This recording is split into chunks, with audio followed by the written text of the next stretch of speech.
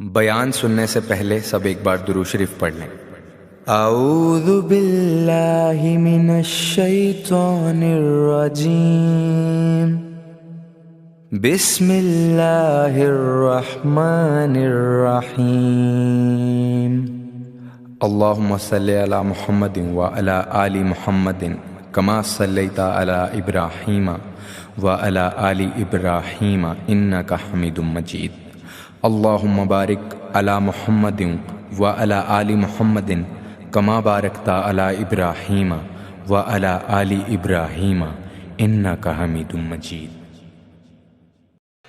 میری آپ حضرات سے گزارش ہوگی کہ آپ سب تشریف رکھیں، فوراً بیٹھ جائیں، اللہ آپ کو جزا دے۔ یہ کیمروں والے بھی بیٹھ جائیں جی، آپ بھی تشریف رکھیں، سیکیورٹی کے دوست، اللہ آپ کو جزائے خیر دے۔ بھائی جان آپ بھی بیٹھ جائیں، اللہ آپ کو برکت دے، تشریف رکھیں۔ آپ سب، آپ سے عرض کیا تھا بیٹھنے کا، اور یہ موبائل بھی اگر آپ نیچے کر لیں گے تو جو آپ کے پیچھے بیٹھا ہے اسے تکلیف نہیں ہوگی، تھوڑا نیچے کر لیں صرف موبائل کو۔ درود شریف پڑھ لیں بلند آواز سے، الصلاۃ والسلام علیک یا رسول اللہ وعلی آلک واصحابک یا حبیب اللہ۔ حمد و صلاۃ کے بعد الحمدللہ آج اس خوبصورت محفل پاک میں ایک بڑی تعداد میں میں دیکھ رہا ہوں علماء بھی اور دیگر دینی اور روحانی شخصیات بھی جلوہ فراز ہیں۔ اللہ تعالی ہماری اس حاضری کو اپنی بارگاہ میں قبولیت کا شرف عطا فرمائے اور اس محفل پاک کو عقائد کی پختگی، اعمال کی درستگی اور ہمارے گناہوں کی معافی کا سبب بنائے۔ استقبال رمضان المبارک کے تعلق سے آج کی اس بزم نور کا انعقاد ہے۔ اللہ تعالیٰ نے قرآن مجید کے اندر ارشاد فرمایا کہ شہر رمضان الذی انزل فیہ القرآن، فرمایا رمضان کا وہ بابرکت مہینہ ہے جس میں ہم نے قرآن مجید نازل فرمایا ہے۔ میری بڑی آپ سے مؤدبانہ عرض ہے کہ ظاہر ہے مسجد کا بہت احترام ہے، یہ دوست جو ٹھیک کرا رہے ہیں نا سب کو یہ کبھی چھوڑ دینا سارا کام، اطمینان سے بیٹھیں جی، ماشاءاللہ اللہ کا گھر ہے، پیار سے بیٹھے سارے، آپ سب اطمینان سے بس اپنی اپنی جگہ، کوئی کسی کو اگر درست کرنا بھی چھوڑ دیں تو آپ کا اللہ تعالیٰ آپ کو صلہ عطا فرمائے۔ اللہ کے گھر کا احترام زیادہ ہے، پیر مولوی تو آتے جاتے ہی رہتے ہیں، تو آپ اگر تھوڑا خاموشی اختیار کریں گے تو میں بات کر سکوں گا۔ اللہ کریم آپ کو بہترین صلہ عطا فرمائے۔ میرا خیال ہے اس ماحول کو دیکھ کر بہت سارے دوستوں کا یہ والا شکوہ تو مجھ سے اٹھ جانا چاہیے کہ میں بہت ساری جگہوں پہ کیوں حاضر نہیں ہو پاتا۔ اب دوستوں کو جب ہماری وجہ سے تکلیف ہوگی، جس طرح لوگ آزمائش میں بیٹھے ہیں، تو ظاہر ہے اس کا اثر ہوتا ہے طبیعت پہ۔ ہم بڑے چھوٹے لوگ ہیں، اللہ تعالی ہماری خطاؤں سے درگزر فرمائے۔ آپ اطمینان سے مسجد کے بہت زیادہ احترام کو، اللہ کے گھر کے بہت زیادہ ادب کو ملحوظ خاطر رکھیں، اور ویڈیو اتنی ضروری تھی تو مجھے بتاتے، میں صرف ویڈیو بھیجتا، میرا تو خیال تھا کہ مجھے آپ سے گفتگو کرنی ہے۔ اللہ تعالیٰ آپ کو بہت سی بہترین برکتوں سے مالا مال فرمائے۔ اللہ تعالیٰ کوئی ایسی بات مجھ سے ہو جائے جو درست نہیں ہے تو اللہ تعالیٰ میری اصلاح بھی کرے اور مجھے معاف بھی فرمائے۔ دو چار باتیں عرض کرنی ہیں، آپ لوگ محبت سے خاموشی سے اگر سماعت فرمائیں۔ مجھے اندازہ ہے کہ لوگ زیادہ ہیں تو ان کو دقت ہو رہی ہے بیٹھنے میں اور آزمائش میں ہے، لیکن بہرحال آپ جب جتنی محبت سے بیٹھیں گے اس کا زیادہ اجر ملے گا آپ کو۔ تو رمضان شریف کے تعلق سے چند ایک گزارشات آپ کی خدمت میں عرض کرنی ہے۔ اللہ کریم نے ارشاد فرمایا کہ رمضان وہ بابرکت والا مہینہ ہے جس میں ہم نے قرآن مجید نازل فرمایا ہے۔ میں یہاں آیا تو یہاں میرے لیے خیر کے جملے کہے گئے، اچھے لفظوں سے میرا استقبال کیا گیا، تو ظاہر ہے جو یہاں دوست بات کر رہے تھے، وہ معتبر آدمی تھے، اچھے آدمی ہوں گے، تو آپ یقیناً یہ کہتے ہوں گے کہ ہمارے مولانا نے جس کے لیے اعلان جمعے میں کیا ہے اور کتنے سارے لوگ جس کو سننے کے لیے آئے ہیں، شاید بڑا آدمی ہو۔ کوئی کسی کے لیے جب استقبالیہ کہتا ہے، اچھے جملے کہتا ہے، تو اس بندے کا اپنا قد اتنا بڑا ہوتا ہے، لوگ آنے والی شخصیت کو بھی اسی میں تولتے ہیں۔ اور جناب ہمارے استاد کہہ رہے تھے کہ فلاں آدمی کی بات سننی ہے، وہ ہمارے فلاں بزرگ نے فرمایا کہ فلاں کی بات سننی ہے، اس سے بہت اچھے، بہت گہرے، بہت مؤثر اثرات پیدا ہوتے ہیں۔ یعنی ایک نقیب محفل اٹھ کر اعلان کریں تو بھی بڑی بات ہے، لیکن اگر وہاں کوئی عالم بیٹھے ہوں، وہ مائک لے لے کے میں دعوت دیتا ہوں فلاں آدمی کو، اس کا اور گہرا اور عمدہ اور زیادہ اثر ہوگا۔ مثال دی ہے، بات سمجھ میں آ جائے۔ رمضان شریف وہ برکت والا مہینہ ہے جس کے آنے سے قبل خود رسول کریم علیہ السلام نے خطبہ ارشاد فرمایا ہے۔ بخاری میں، مسلم میں، مشکات میں حضرت سلمان فارسی رضی اللہ تعالیٰ عنہ کی روایت موجود ہے۔ فرماتے ہیں نبی کریم علیہ السلام نے شعبان کے آخری دن اور رمضان سے ایک دن قبل ہمیں باقاعدہ خطبہ دیا، باقاعدہ۔ اور کریم محبوب علیہ السلام نے ہمیں رمضان المبارک کے فضائل سنائے۔ اگر ہم صرف اسی بات کو پیش نظر رکھیں نا کہ رمضان وہ مقدس مہینہ ہے جس کے آنے سے قبل محبوب خطبہ استقبالیہ ارشاد فرماتے ہیں، حضور فضائل بیان کرتے ہیں، ذہن سازی کرتے ہیں، لوگوں کو تیار کرتے ہیں کہ رمضان شریف آ رہا ہے۔ اور اللہ کے حبیب علیہ السلام نے اس خطبے میں ارشاد فرمایا، لوگوں تم پر ایک برکت والا مہینہ سایہ فگن ہونے والا ہے، اور وہ مہینہ ایسا سعادت والا ہے، ایسا برکت والا ہے کہ فرمائے اس میں تم اگر نفل پڑھو گے تو اللہ فرض کے برابر اجر عطا فرمائے گا، اور اگر تم اس کے اندر فرض ادا کرو گے تو اللہ 70 گنا تمہیں اجر عطا فرمائے گا۔ اب بات کو سمجھیں، رکھتے اتنی ہیں فرضوں کی، لیکن اس کا ثواب بڑھ گیا ہے۔ اوقات وہی ہیں نماز کے، لیکن ان کا ثواب بڑھ گیا ہے۔ اس کے لیے جو ضروریات ہیں، جو شرائط ہیں، جو فرائض ہیں، جو واجبات ہیں، جو سنن ہیں، وہ اتنی ہیں، لیکن اس کا اجر بڑھ گیا ہے۔ کیوں؟ اس لیے کہ رمضان المبارک میں اللہ تعالیٰ اپنے بندوں پر رحمت بہت فرماتا ہے، اللہ کی رضا ہے، اس کا فضل ہے۔ ذالک فضل اللہ یؤتیہ من یشاء، اور اللہ جسے چاہے اپنا فضل عطا کرے۔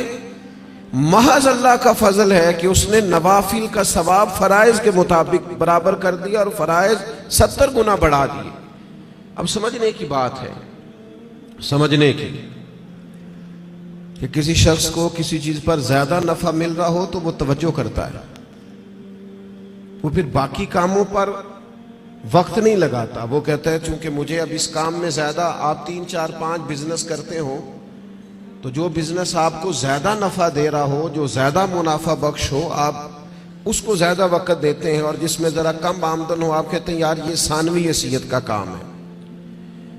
اس کو کیا کرتے ہیں لوگ؟ دوسرے یا تیسرے درجے پہ رکھتے ہیں، نفع بخش کام نہیں چھوڑتے، خود جا کے اس کاروبار پہ بیٹھتے ہیں جس کا نفع زیادہ ہو۔ اللہ کے حبیب صلی اللہ تعالی علیہ وسلم نے اپنی زبانیں فیض ترجمان سے خود رمضان کے فضائل بیان کیے اور بتایا کہ یہ تمہارے لیے نفع بخش اور سعادت افروز لمحات ہیں، اور عبادت پر ثواب بڑھ رہا ہے۔ کرنا کیا ہے کہ باقی کاموں کو ثانوی حیثیت دینی ہے، اور رمضان کی برکات کو ذرا پہلے درجے پہ رکھنا۔ ہمارے ہاں یہ ہوتا ہے کہ سارے کام ہی رمضان میں ہوتے ہیں، کپڑے بھی رمضان میں خریدنے، درزی کے پاس بھی رمضان میں جانا ہے، جوتے خریدنے بھی رمضانوں میں جانا ہے۔ صحابہ کرام علیہم رضوان اللہ کے حبیب علیہ السلام کے مزاج کو بخوبی جانتے تھے۔ حضور کا باقاعدہ خطبہ دینا رمضان کی فضیلت میں، اور باقاعدہ اللہ کے محبوب علیہ السلام کا صحابہ کی توجہ مبذول کرانا، تو وہ سمجھ گئے اب احوال میں لکھا ہے صحابہ کے کہ وہ کیا کرتے، اپنے سارے کام شعبان میں ختم کر لیتے، لین دین کا حساب بھی شعبان میں کر لیتے، اور جب رمضان آتا تو پھر وہ سارا وقت عبادت کو دیتے، پھر وہ سارے اوقات مرتب کرتے کہ وہ اپنا وقت اللہ تعالیٰ کی یاد میں گزاریں گے، نوافل میں گزاریں گے، عبادات میں گزاریں گے، اعتکاف میں گزاریں گے۔ کرنے کا کام یہ ہے کہ ہم ذہنی طور پر تیار ہوں، ہمارا مزاج بنے۔ توجہ ہے آپ کی میری بات پر؟ آپ زیادہ غور فرمائیے کیا عرض کر رہا ہوں۔ فرمایا کہ وہ اپنے سارے کاموں کو پہلے سمیٹ لیتے اور رمضان میں ان کی پوری توجہات، اللہ کرے آپ کی بھی توجہ ساری میری بات پہ ہو جائے، آمین تو کہہ دے۔ ایسا نہ ہو جب تک آپ انتظام مکمل کریں تب تک ہم چھٹی لے لیں آپ سے۔ اللہ تعالیٰ آپ کو برکات عطا فرمائے، آپ زیادہ غور کریں، ماشاءاللہ انتظام اچھا ہے آپ کا، اور آپ زیادہ پریشان نہ ہو۔ میں چھوٹا آدمی ہوں، شروع میں کہہ چکا ہوں، آپ سے اللہ رسول کی بات کرنے آیا ہوں، آپ زیادہ توجہ سے سنیں گے، طبیعت عمل کی طرف مائل ہوگی تو میرے لیے ذخیرہ آخرت بنے گا، تو آپ غور کریں بات پر، چھوڑ دیں باقی چیزوں۔ اللہ تعالیٰ آپ کو برکات عطا فرمائے، آمین تو کہہ دے۔ ہماری طرف دیکھیں پھر ادھر دیکھ رہے ہیں، کمال ہو گئی۔ اللہ تعالیٰ آپ کو جزائے خیر عطا فرمائے، برکت۔ جو استاد ٹائپ لوگ ہوتے ہیں نا، پڑھنے پڑھانے والے، وہ کہتے ہیں بچے کو میری طرف دیکھ، چاہے علی بات صاحب ہی پڑھا رہا ہوں نا، تو پورا دیکھے گا تو سبق کا مزہ آئے گا۔ اللہ تعالیٰ آپ کو برکات عطا فرمائے، جزائے خیر۔ اور ویسے بھی ہماری محافل میں ایک آدھ آدمی ہوتا ہے جس نے مجمع میں بھی لازمی بیٹھنا ہوتا ہے اور سارے انتظام بھی کرنے ہوتے ہیں۔ بھئی آپ کو بندوبست کرنا ہے تو آپ ادھر تشریف لے جائیں جہاں بندوبست ہو رہا ہے۔ اب یہاں بھی تشریف فرمائیں، وہاں بھی تشریف فرمائیں، تو روحانیت سے ہی کام چلائیں، یہی زیادہ بہتر ہے۔ اللہ تعالیٰ آپ کو بہت سی برکتیں عطا کرے، سلامتی عطا فرمائے۔ اللہ تعالیٰ اس محفل کی سب برکات ہمیں نصیب کرے۔ تھوڑی تقریر کرنے والا آدمی ہوں تو چاہتا ہوں کہ سارا کام محفل کو درست کرنے میں ہی نہ لگ جائے، کچھ بات بھی ہو جائے۔ تو اگلی بات یہ ہے کہ رمضان میں کرنا کیا ہے، عبادات کون کون سی ہم نے زیادہ کرنی ہے۔ سب سے پہلے تو یہ سمجھ لیں کہ روزہ دار کا سارا وقت ہی عبادت میں ہے۔ اسے کہا گیا ہے کہ روزہ تیرے لیے ڈھال ہے۔ روزہ رکھنا بھی ہے، رکھنے کے بھی فضائل ہیں۔ محبوب فرماتے ہیں اللہ تعالیٰ اور اس کے فرشتے سحری کھانے والوں پر رحمتوں کا نزول فرماتے ہیں۔ نہیں، آپ کھانا ہی کھا رہے ہیں لیکن کھانا کھاتے کھاتے آپ پر رحمت ہو رہی ہے۔ اور حضور علیہ السلام نے فرمایا، اور ہمارا اور دیگر مذاہب والوں کا فرق یہ ہے کہ ہم سحری کھاتے ہیں اور وہ بغیر سحری کھائے روزہ رکھتے ہیں۔ یعنی سحری کھانا، اس کو اللہ کے محبوب علیہ السلام نے کتنا درجہ عطا فرمایا۔ اب آپ نے روزہ رکھ لیا، روزہ ڈھال ہے، اس کو رکھنا بھی ہے اور اس کی حفاظت بھی کرنی۔ تھوڑا سا اپنے آپ کو رمضان المبارک میں بدلنا ہے، روٹین کا کام نہیں کرنا۔ آپ نے روزہ رکھا ہے، اب آپ کو اس روزے کا محافظ بننا ہے۔ اس کے لیے کیا کریں گے؟ اپنے آپ پر ذرا پابندی لگائیں گے۔ حضور علیہ السلام کی خدمت میں کچھ خواتین حاضر ہوئی تھی کہ ہم روزے دار ہیں، تو فرمایا تم نے تو غیبت کی ہے، مردہ بھائی کا گوشت کھایا ہے، کہاں رہا تمہارا روزہ؟ جب تک کوئی جھگڑا نہ کرے، جب تک کوئی غیبت نہ کرے، اتنی دیر تک تو اس کا روزہ ڈھال ہے۔ لیکن اگر کوئی یہ کام کرتا ہے تو اس کا لازمی نتیجہ یہ نکلتا ہے کہ وہ اپنے روزے کی برکات کو ضائع کرتا ہے۔ روزے کے محافظ بنے۔ اگر کوئی شخص ایسی بات بھی کرتا ہے تو اسے کہیں بھئی میں روزہ دار ہوں، اس روزے کے محافظ بنے۔ پھر رمضان المبارک کے اندر قرآن مجید کے ساتھ رمضان کا بڑا گہرا رشتہ ہے۔ جو آیہ کریمہ میں نے تلاوت کی، جو حصہ میں نے پڑھا، اس میں بھی فرمایا اللہ تعالیٰ نے شہر رمضان الذی انزل فیہ القرآن، یہ رمضان کا وہ مہینہ ہے جس میں ہم نے قرآن مجید کو نازل فرمایا ہے۔ ہمارا نا قرآن مجید کے ساتھ رشتہ آخر کس طرح کا ہونا چاہیے؟ اللہ کا فضل ہے، رمضان کے اندر آپ کو بہت حفاظ ملیں گے۔ اب ایسا نہیں ہے کسی جگہ کہ کوئی شخص یہ کہے کہ ہمیں قرآن مجید سننا تھا تراویح میں لیکن ہمیں حافظ نہیں ملا۔ یہ ہو سکتا ہے کسی حافظ کو مسجد نہ ملے، یہ ممکن ہے سنانے کا موقع نہ ملے، لیکن اللہ کا یہ احسان ہے کہ ایسا کوئی شخص نہیں۔ حفاظ بڑے ہیں، قراء بڑے بڑے اعلیٰ ہیں، قرآن مجید کے عالم، ترجمہ کرنے والے، تفسیر بیان کرنے والے، سمجھانے والے بڑی تعداد رکھتے ہیں، لیکن ہمیں ضرورت کن لوگوں کی ہے؟ ہمیں ضرورت ہے قرآن مجید کے عشاق کی، جو عشق کرے قرآن مجید سے۔ رکے بھیجتے ہو نا نعت خانوں کو، بہت اچھی بات، فلاں نعت سنائیں، بہت اعلیٰ بات، ایک آدھ رکا کبھی بھیجا کرو نا، آج بڑا دل کر رہا ہے سورہ رحمان سنائیں، ایک آدھ رکا روانہ کرو نا اسٹیج کی جانب۔ کبھی جب قاری صاحب تلاوت کر رہے ہوں تو انہیں کہا بہت دل کر رہا ہے آج آپ نا ہمارے سامنے سورۃ الحجرات کی تلاوت کریں۔ یہ رکے بھی تو ہونے چاہیے نا۔ نبی کریم علیہ السلام کی خدمت میں عرض کیا گیا، یا رسول اللہ یہ فلاں شخص ہے نماز میں سورہ اخلاص بہت کثرت سے پڑھتے ہیں، تو محبوب نے بلا کے پوچھا آپ کو اور صورتیں نہیں آتی؟ انہوں نے کہا حضور آتی ہیں، پر سورہ اخلاص میں اللہ کی شانوں کا بیان ہے، مجھے پیاری بڑی لگتی۔ تو کریم نے فرمایا تم اس سے محبت کرتے ہو، امید ہے جنت میں بھی تمہیں ساتھ لے جائے گا۔ کسی ایک سورت سے بھی تو پیار کرے نا بھائی۔ وہ جو سورہ ملک پڑھتے تھے اور پھر قبر سے بھی ان کے سورہ ملک پڑھنے کی آواز ہی آ رہی، تو یہ والا پیار بھی تو کرے نا آپ قرآن مجید کے ساتھ، دلچسپیاں ہو، ذوق ہو۔ امام شافعی رحمۃ اللہ علیہ فرماتے ہیں کسی شخص نے پورا قرآن مجید نہ بھی سمجھا ہو تو اگر وہ صرف سورہ عصر کو سمجھ لے، انتہائی جامع، انتہائی مختصر، اور دین کا پورا مفہوم سورہ عصر میں بیان ہوا، اگر وہ صرف سورہ عصر سمجھ لے تو اس نے دین کے سارے مفہوم کو سمجھ لیا ہے۔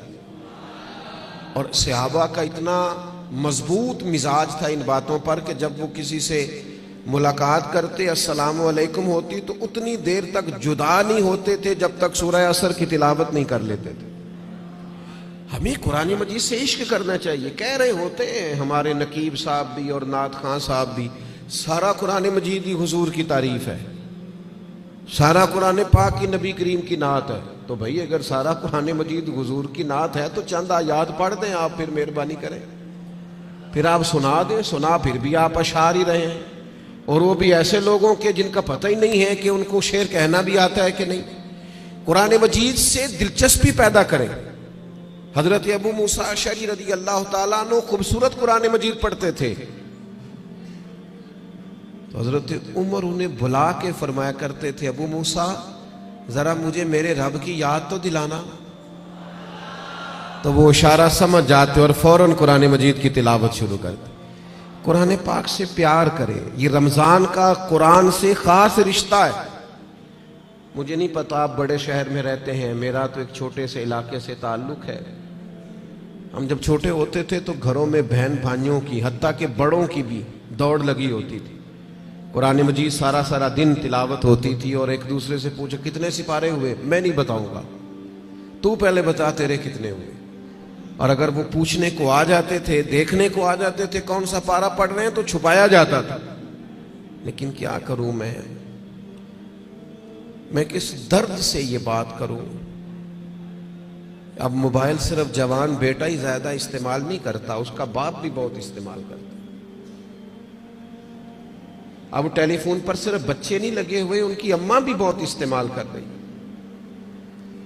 وہ عشق جو آپ کا قرآن مجید سے ہونا چاہیے تھا، جو ذوق قرآن پاک سے ہونا چاہیے تھا، پلٹ کر قرآن مجید کی آیات کو پڑھنا چاہیے تھا۔ آپ نے جس قدر چیزیں اپنے موبائل سے لی ہیں، یاد کی ہیں، ذہنوں پہ بٹھائی ہیں، کاش آپ ایک دو آیات ہم سارے یاد کرنی شروع کرتے، اصلاح لیتے، کہاں تک بات پہنچ جاتی۔ سیدہ طیبہ طاہرہ حضرت عائشہ صدیقہ رضی اللہ تعالی عنہ بیان فرماتی ہیں کہ نبی کریم علیہ السلام ہر سال رمضان المبارک میں قرآن مجید کا دور فرماتے تھے حضرت جبریل امین کے ساتھ، یعنی پورا قرآن مجید محبوب حضرت جبریل امین کو سناتے اور وہ نبی کریم کو سناتے، اور فرماتی ہیں جس سال حضور کا وصال ظاہری ہوا ہے اس سال 2 مرتبہ سرکار نے قرآن مجید سنایا، اور 2 بار سنا ہے۔ چلیں یہ ذوق تو پیدا کریں، قرآن مجید سے اپنی دلچسپی پیدا کریں۔ 2 سپارے تو قرآن مجید کے روز ہمیں پڑھنے چاہیے۔ وعدہ نہیں لے رہا، ارادہ کرا رہا ہوں، ایک پارہ مسجد میں پڑھیں صبح۔ میری اپیل ہے کہ رمضان شریف میں موبائل کم استعمال کریں۔ آپ کے خبریں سننے سے اور تبصرے سننے سے ملک میں کوئی انقلاب بھی نہیں آئے گا، نہ پہلے آیا ہے۔ تبصرے ہونے سے کچھ نہیں آیا تو کیا نتیجہ ہے؟ کچھ بھی نہیں۔ میں جی خبریں سنتا ہوں، آپ ایک مہینہ خبریں بھی رہنے دیں۔ آپ کے جو تعلق کی بات ہے، کوئی مجبوری آپ دیکھیں، باقی چھوڑ دیں، وقت قرآن مجید کو دیں۔ یہ سمجھ کر کہ ہمارے رسول پاک کا طریقہ ہے، کریم محبوب کا طریقہ ہے، قرآن مجید کو رمضان میں خاص وقت دیں۔ ایک پارہ مسجد میں پڑھیں، مسجد کا حق ہے، ایک گھر میں پڑھیں، گھر کو قبرستان نہیں بنانا۔ اور تراویح کا آپ ارادہ تو کریں کہ میں نے انشاءاللہ ایک ہی مسجد میں شروع کرنی ہے اور پوری 20 رکعت پڑھنی ہے اور اسی مسجد میں پورا قرآن مجید سننا۔ صرف ایک کام کیجئے گا، بیچ میں چھٹی نہ کیجئے گا، ورنہ اپنے آپ سے پوچھ لیں، جس دن چھوٹے ہوتے اسکول سے چھٹی کرتے تھے اگلے دن بھی چھٹی کرنے کو دل کرتا تھا، اور روٹین میں چلتے رہتے تھے تو کام روٹین میں پڑھو گے، ہر روز پڑھو گے اور کھڑے رہو گے تو کچھ بھی نہیں ہوگا۔ ایک دو دن میں انسان کی نفسیات ہے، ایک دو دن میں روٹین بن جاتی۔ آپ ایک دن اٹھیں صبح 5 بجے، تھوڑا مشکل ہوگی آپ کو، بار بار موبائل بجے گا، دوسرے دن بھی شاید تھوڑی مشکل ہو، تیسرے دن موبائل بجے بغیر آنکھ کھلے گی، روٹین بن جاتی ہے آدمی۔ آپ پابندی سے قرآن مجید سنیں رمضان شریف میں، تراویح میں، کچھ بھی نہیں ہوگا۔ بہت گرمی ہوتی ہے، بہت مشکل ہوتی ہے، اور خدا کے بندو، جو قوم کئی کئی گھنٹے امیگریشن کی لائنوں میں لگی رہتی ہے، جو پاسپورٹ اور شناختی کارڈ کے دفاتر میں کھڑی رہتی ہے، وہ قرآن مجید کے لیے کھڑا ہو کے تو دیکھے اللہ کی رحمت کتنی نازل ہوتی ہے۔ وہ کوشش کرے تو صحیح۔ آپ کو شرعی عذر ہے، کسی کو کوئی ایسی تکلیف ہے، بیماری ہے، معاملہ الگ، قرآن مجید سے اپنا ذوق پیدا کریں۔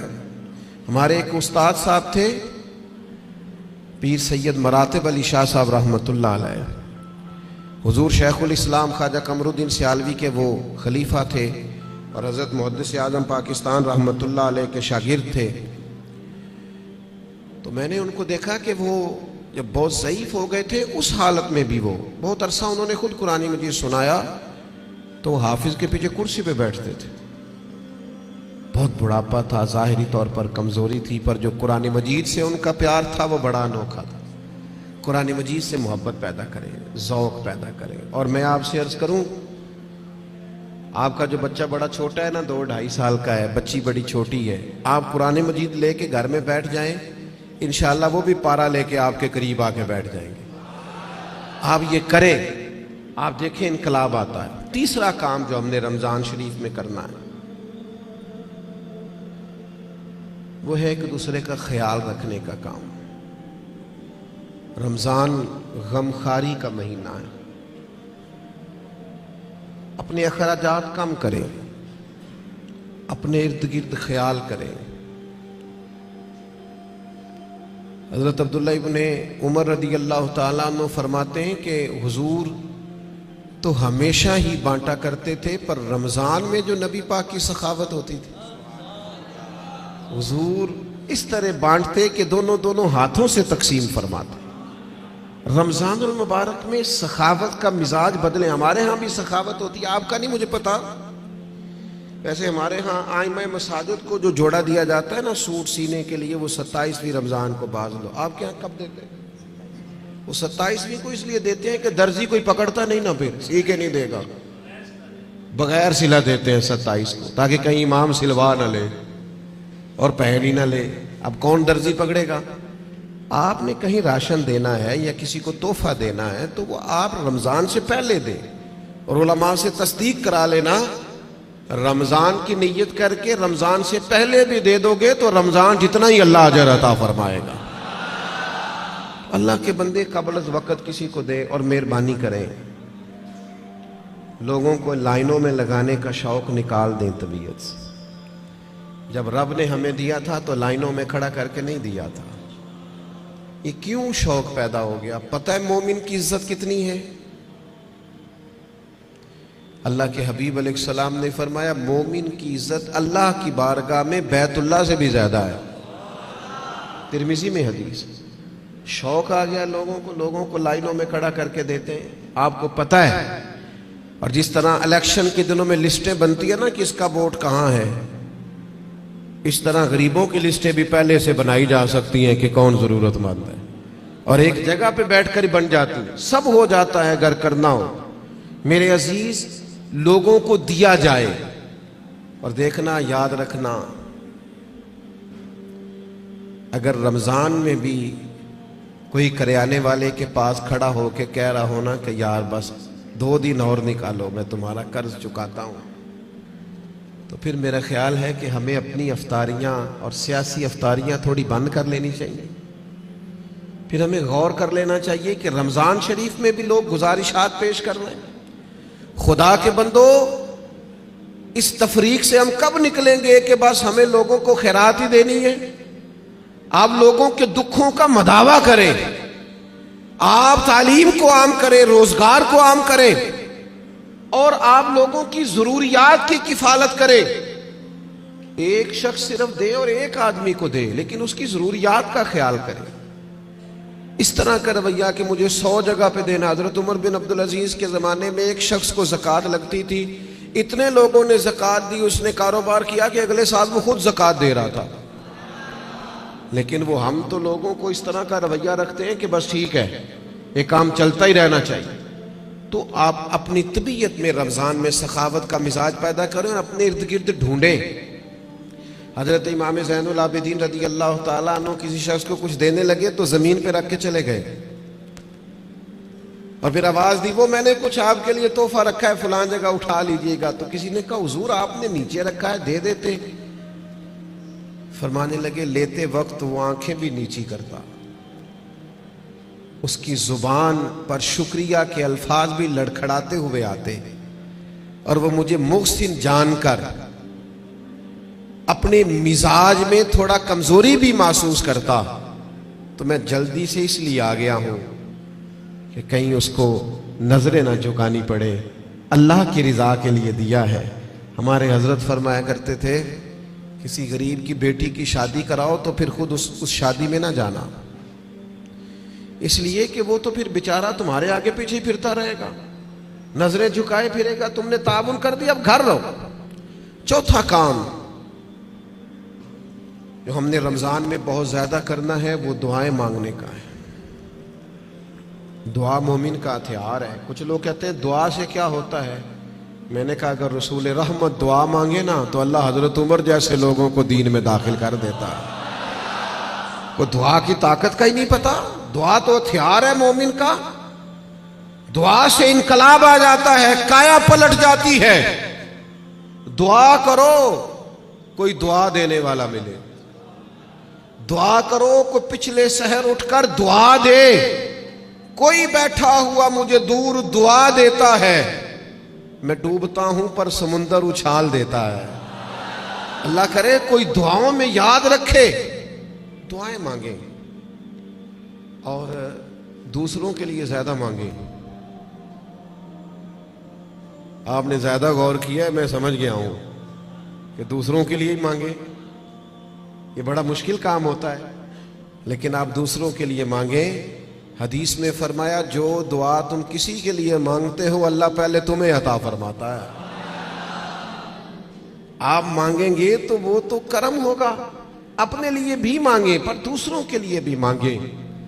دل بڑا زخمی ہے، طبیعت بڑی بے چین ہو جاتی ہے جب فلسطین کے لوگوں کی تکلیف دیکھتے ہیں. ہم نہ خبروں میں تھوڑے دن رہنے والے لوگ ہیں، ہمارا مزاج ہے جو خبر چل گئی اس کے پیچھے ہو لیے. جن علاقوں میں سیلاب آیا تھا وہ سارے لوگ اپنے اپنے گھروں میں سیٹ ہو گئے، کاروبار چل گئے، لیکن خبریں ختم ہو گئی ہیں نا تو ہم بھی چپ کر گئے. فلسطین کی چند دن خبریں ذرا زیادہ تھیں تو ہم بھی ذرا زیادہ بات کر رہے تھے. اب وہ خبریں ختم ہو گئی، جنگ تو ختم نہیں ہوئی، تکلیف تو ختم نہیں ہوئی. خدا کے بندوں جو زخم لگے تھے وہ تو نہیں بھرے. آنسو تو اپنی جگہ پہ ہیں، درد تو اپنی جگہ پہ، لیکن ہم خاموش ہیں.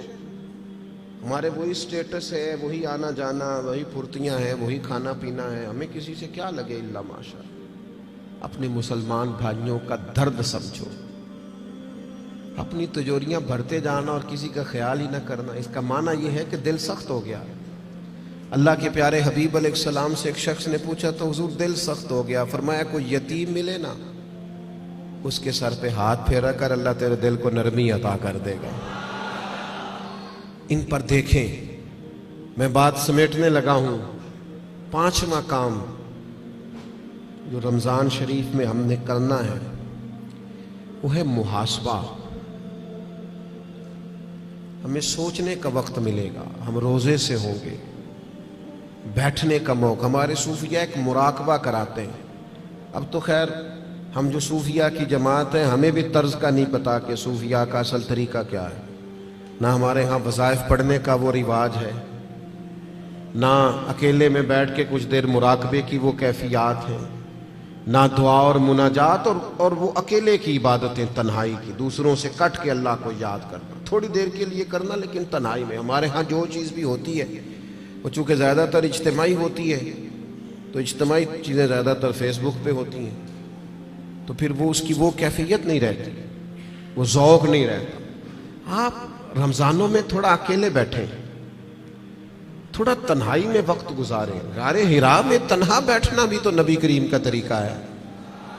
غار ثور میں 3 دن سب سے کٹ کے اسلام رہبانیت کی نفی کرتا ہے، لیکن کچھ دیر کے لیے خلوت کرنا، اکیلے میں بیٹھنا، تھوڑی دیر اپنے آپ سے گفتگو کرنا، ڈھونڈتا پھرتا ہوا ہے اقبال اپنے آپ کو، آپ ہی گویا مسافر، آپ ہی منزل ہوں میں۔ زمانہ بیت گیا، ہم نے اپنے آپ سے بات ہی نہیں کی۔ اپنے آپ کو بھی تو کٹہرے میں لانا ہے نا، اپنے آپ سے بھی تو کئی سوال پوچھنے والے ہیں نا، اپنے آپ سے بھی تو بات کرنی ہے نا کہ میاں تیرے اوپر اللہ کی نعمتیں کتنی ہیں اور تیری محنت کتنی ہے، حساب دے۔ اللہ کے انعام کتنے ہیں اور جواب میں تیرا شکر کتنا ہے، حساب دے۔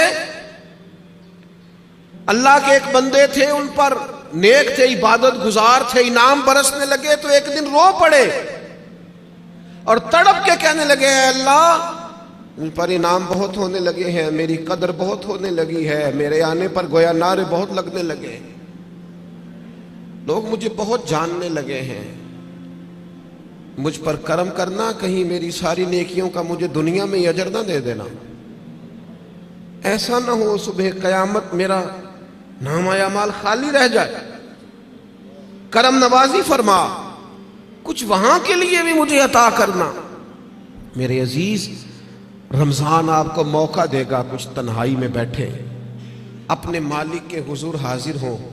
سحری کے لیے جب اٹھے نا تو 20 منٹ پہلے اٹھیں، پھر وضو بنائیں، پھر تہجد کی نماز پڑھیں۔ بڑی پسند ہے رسول پاک کو تہجد کی نماز، حضور بڑے ذوق سے اٹھتے۔ آپ اکیلے ہوں اپنے گھر میں پڑھیں، اس عبادت کے بعد اللہ کے حضور حاضر ہوں، اپنے لیے امت کے لیے کشکول طلب دراز کریں، لیکن اپنا محاسبہ کریں۔ ساری زندگی دوسروں کا حساب کیا ہے۔ وہ حضرت موسیٰ کلیم علیہ السلام نے ایک بہت نیک آدمی سے کہا، بہت نیک آدمی سے، کہ آپ بتائیے بستی میں سب سے گناہگار کون ہے؟ تو اس نیک آدمی نے اپنے گلے میں رسی ڈالی اور حضرت کلیم کے ہاتھ میں تھما کے عرض کرنے لگے، حضور کچھ لوگوں کا مجھے خیال تھا کہ شاید ان میں کچھ غلطیاں ہوں، پر ان کی غلطیوں کا مجھے صرف شک تھا، اپنی غلطیوں کا تو مجھے یقین ہے نا، تو مجھے طے ہے نا میں نے کی ہے، تو میں ہوں سب سے بڑا گناہگار۔ تو آپ فرمانے لگے، پتہ تمہیں درجہ کیوں ملا؟ یہ تمہاری جو عاجزی ہے اسی نے تمہیں درجات عطا کی۔ اپنے آپ سے تو مدتوں ہو گئے ہم نے اپنے آپ سے کبھی بات ہی نہیں کی، ہم تو دوسروں کی تربیت اور اصلاح کر رہے ہیں، اپنے آپ سے تو کبھی گفتگو ہی نہیں کی۔ کچھ وقت اپنے آپ کو دیں، اپنے ساتھ کلام کریں۔ بزرگوں کے طریقے تھے کہ وہ کچھ لمحے رات کو تنہائی کرتے، اللہ کے حضور حاضر ہوتے، وقت بتاتے۔ ہم سارے اب مجالس کے، محافل کے، آنے جانے کے، اٹھنے بیٹھنے کے قائل ہیں، اکیلے آئے ہیں دنیا میں، جب جانا ہے تو پھر اکیلے جانا ہے۔ قبر سے لے کر قیامت کے قائم ہونے تک تنہا رہنا ہے، تو تھوڑی سی تنہائی تھوڑی دیر کے لیے کرنا شروع کریں نا اللہ کی بارگاہ میں۔